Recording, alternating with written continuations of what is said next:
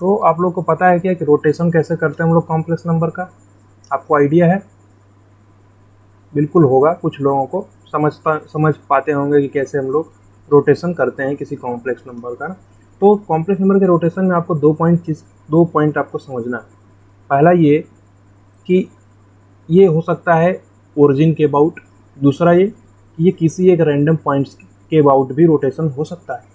ज़रूरी नहीं है कि हमेशा आपका ओरिजिन के अबाउट ही रोटेशन हो, दोनों केस में आपके पास अलग अलग केस बनने वाले हैं। तो ध्यान से समझिए, अगर आपका जो रोटेशन है वो रोटेशन अगर आपका ओरिजिन के अबाउट हो रहा है, मान लीजिए ये आपका आर्गेंड प्लेन है, ये आर्गेंड प्लेन है, यानी ये आपका रियल एक्सिस है और ये आपका इमेजरी एक्सिस है, ठीक है। तो आप किसी कॉम्प्लेक्स नंबर को अगर रोटेट करना चाहते हैं, किसी कॉम्प्लेक्स नंबर को आप रोटेट करना चाहते हैं, तो मान लीजिए वो कॉम्प्लेक्स नंबर हमारा ये है, सही है। तो इस कॉम्प्लेक्स नंबर को आप मान लीजिए ऐसा डिनोट कर रहे हैं, ये आपका मान लीजिए जेड पॉइंट है, पी पॉइंट है, जेड कॉम्प्लेक्स नंबर है ऐसा, सही है। तो आप इसको क्या लिख सकते हैं? आर ई की पावर आयोटा, मान लीजिए अल्फा एंगल पे है, यहाँ से मान लीजिए आप अल्फा एंगल पे है, तो आप इसको आर ई की पावर आयोटा अल्फा लिख सकते हैं, कोई समस्या नहीं। अब आप अगर ओरिजिन के अबाउट इसको रोटेट कर रहे हैं, किसके अबाउट? पहला पॉइंट आपका क्या है? अबाउट ओरिजिन, ठीक है। ओरिजिन के अबाउट रोटेट करने में क्या कोई दिक्कत होगा? बिल्कुल दिक्कत नहीं है। आप सिंपली यहाँ से क्या करिए, रोटेट करा दीजिए इसको थीटा एंगल पे, सही बात है। मान लीजिए ये जो आप रोटेशन कराएं थीटा एंगल पे है, तो आपका जो नया पॉइंट आएगा यहाँ पे, मान लीजिए जेड डैश नया कॉम्प्लेक्स नंबर आ रहा है, तो क्या होगा? आप जेड डैश को कैसे लिख सकते हैं? जेड इंटू ई की पावर आयोटा थीटा, इसमें कोई दिक्कत नहीं। अब ये कैसे आया? जेड आपका क्या था? आर ई की power iota theta, R E की पावर आयोटा अल्फा था। जेड आपका क्या था? आर ई की पावर आयोटा अल्फा था। अब आप जब थीटा एंगल से घुमा दिए हैं, तो जो आपका जेड डैश है वो क्या हो गया है? जेड डैश आपका क्या हो गया है? मॉड्यूलस जो आपका आर है वो आर तो सेम ही रहेगा, बदलेगा नहीं, क्योंकि आप केवल रोटेशन कर रहे हैं, ओरिजिन के अबाउट कर रहे हैं, केवल रोटेशन कर रहे हैं। तो आपका जो नया कॉम्प्लेक्स नंबर आया है उस केस में भी आपका जो मॉड्यूलस है वो सेम ही रहेगा, उसमें डिफरेंस नहीं आएगा। आर तो आर ही है, इसका आर्ग्यूमेंट बदल गया है। आर्ग्यूमेंट क्या हो गया है? थीटा प्लस अल्फा, सही है।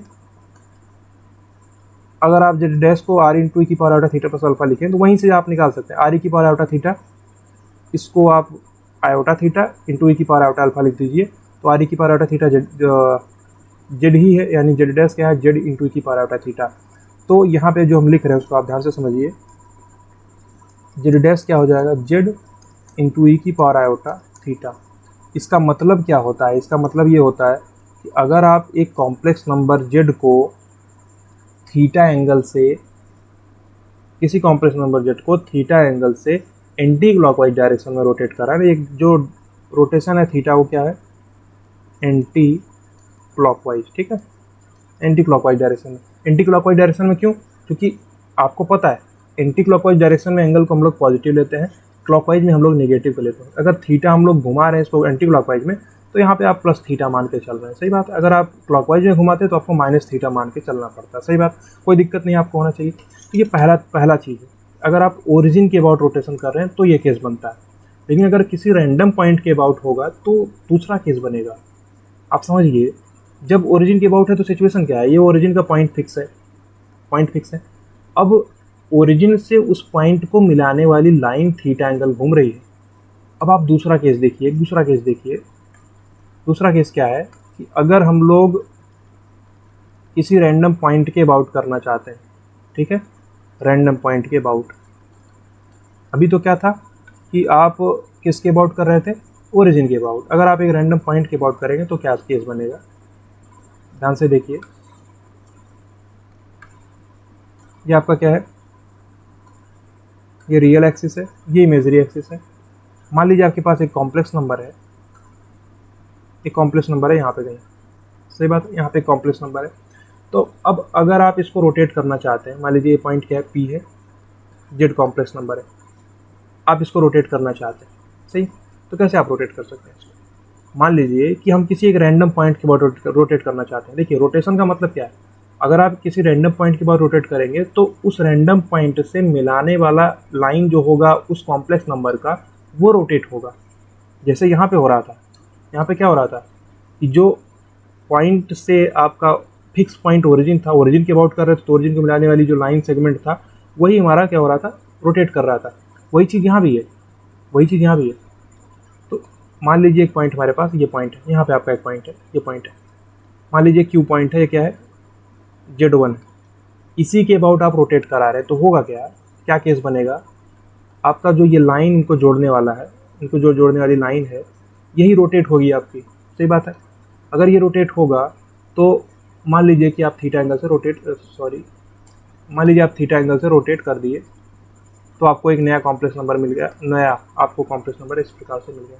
सही, आप थीटा एंगल से क्या कर दिए, रोटेट करा दिए, यहाँ पे थीटा एंगल से रोटेट करा दिए, तो आपको एक नया कॉम्प्लेक्स नंबर Z डैश मिल गया। देखिए जो रोटेशन होगा वो किसका होगा, जिस पॉइंट के अबाउट आप रोटेट कराना चाहते हैं उसको जोड़ने वाली जो लाइन सेगमेंट होगा उस कॉम्प्लेक्स नंबर से, वही रोटेट होगा। जैसे यहाँ पे आपका ओरिजिन से जोड़ने वाली लाइन तो ये रोटेट हुई, वैसे यहाँ पे भी ये भी रोटेट हुआ।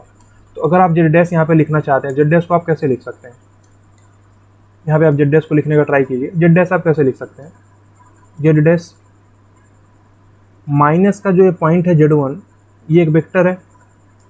देखिए जो वेक्टर है Z डैश माइनस Z1, यानी Z1 से स्टार्ट है, Z1 है, Z डैश माइनस Z1 से स्टार्ट है Z तक है। तो ये बाद में समझिए, जो Z डैश माइनस का Z1 वेक्टर है, ये आपके इस वेक्टर से यानी Z माइनस Z1 वेक्टर से कितने एंगल पे है, थीटा एंगल पे है। तो बिल्कुल उसी जैसा है। इसको आप कैसे लिख सकते हैं, Z माइनस Z1 इंटू ई की पावर आयोटा थीटा। सही। तो ये चीज़ आपके क्या है, ये चीज़ आपका किसी एक फिक्स पॉइंट के अबाउट रोटेशन के केस में ऐसा होता है।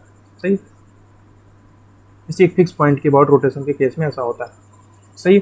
तो बिल्कुल ये चीज़ आपको समझ में आना चाहिए ना, आसानी से समझ में आना चाहिए, कोई दिक्कत नहीं। तो एक बार हम इसको थोड़ा सा यहाँ पे जूम आउट करते हैं। अब आप ध्यान से देखिए, पूरा सिनेरियो को ध्यान से देखिए। अगर ओरिजिन के अबाउट आप रोटेशन कराएंगे तो क्या होगा, डायरेक्टली उस कॉम्प्लेक्स नंबर में ई की पावर आयोटा थीटा से मल्टीप्लाई हो जाएगा। अगर आप किसी रैंडम पॉइंट के अबाउट को रोटेशन कराएंगे तो कुछ इस प्रकार से होगा, जहाँ पे आपका Z1 क्या है, Z1 आपका क्या है, रैंडम पॉइंट ही है, ये आपका रैंडम पॉइंट है। ठीक है, ये आपका रैंडम पॉइंट है। और Z डैश क्या है आपका, न्यू लोकेशन होने वाला वो है। थीटा आपका क्या है, एंगल ऑफ रोटेशन है, एंटी क्लॉकवाइज डायरेक्शन में आपको यहाँ भी मान के चलना है। ठीक है, किस डायरेक्शन में है, एंटी क्लॉकवाइज। ठीक है, आपका Z क्या है, जो कॉम्प्लेक्स नंबर आपको दिया गया है। Z1 क्या है, जिसके अबाउट आपको रोटेट करना है। Z डैश क्या है, जो आपका नया लोकेशन कॉम्प्लेक्स नंबर का होगा। सही बात है। रैंडम पॉइंट के अबाउट रोटेट करने में केस बदल जाता है। क्या केस बदल जाता है, रोटेशन किसका होगा, जिस फिक्स पॉइंट से आपका रोटेशन करना है उससे आप जोड़िए, एक लाइन सेगमेंट बनाइए, उसके बाद आप उसी का रोटेशन करा दीजिए, कोई दिक्कत नहीं। तो जैसे देखिए, आप समझिए, यहाँ पे कुछ लोगों को डाउट हो सकता है कि कैसे लिख दिए। ये लिखने में आपको समझना जरूरी है कि जो आपका कॉम्प्लेक्स नंबर है Z डैश माइनस Z1, ये इस Z माइनस Z1 से थीटा एंगल आगे है। वही चीज़ तो यहाँ पे है, जो आपका Z डैश है वो इस Z से थीटा एंगल आगे है। तो आप Z डैश को कैसे लिखे, Z इंटू ई की पावर आयोटा थीटा। वैसे ही आप Z डैश माइनस Z1 को क्या लिख सकते हैं, Z माइनस Z1 इंटू ई की पावर आयोटा थीटा। तो कोई दिक्कत नहीं है। तो ये कॉन्सेप्ट आपको समझ में आया होगा, कोई डाउट नहीं होगा ना। ये जनरली ये चीज़ का प्रूफ नहीं मिलता, तो अगर आपको ये प्रूफ समझ में आ रहा हो तो आप अच्छे से इसको अपनी कॉपी में नोट कर लीजिएगा ना। तो हम लोग इसको यहाँ पे एंड करते हैं। ऐसे ही कुछ इंटरेस्टिंग चीज़ें हम आपके लिए लेते आते रहेंगे बीच बीच में। कुछ कॉन्सेप्ट हैं जहाँ पे आपको कॉन्सेप्ट का कैविटी रहता है, आप थोड़ा सा डाउट में रहते हैं, आपको क्लियर नहीं होता कि क्यों ऐसा होता है, वो सब का डिस्कशन हम लोग बीच बीच में ऐसे करते रहें। ठीक है, तो आप लोग इसको शेयर करिएगा अपने दोस्तों के साथ में, लाइक कमेंट कर दीजिएगा, अपना एक्सपीरियंस बताइएगा कमेंट सेक्शन में। ठीक है, तो थैंक यू सो मच।